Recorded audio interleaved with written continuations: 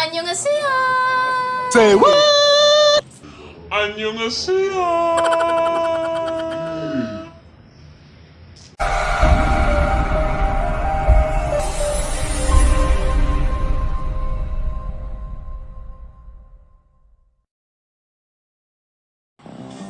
So hello guys! Welcome back to my channel. For today's video guys, ay papakita ko sa inyo yung in-order ko sa Shopee na bangs. So ayun, i-unbox na natin siya.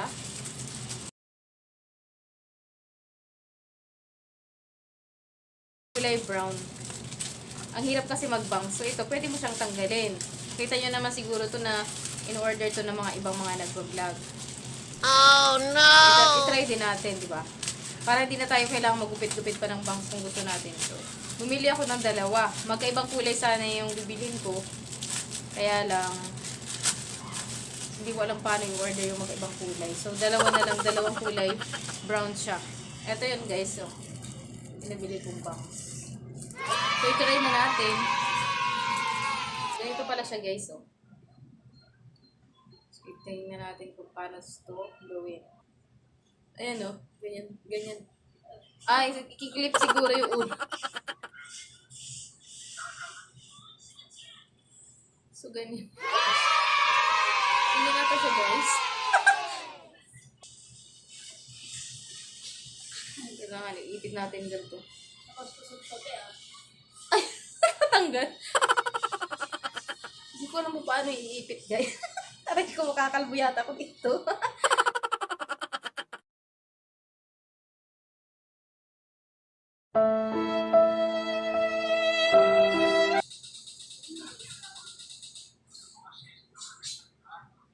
So, ganyan yata siya.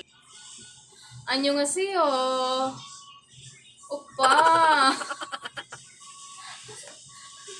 Upakan kita eh.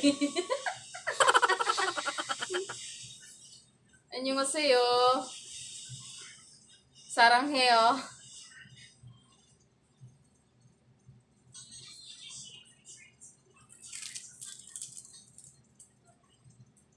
Pag-ibig ko akong binibinig, akong pinipili siya. Simula't muli ng aking pag-ibig.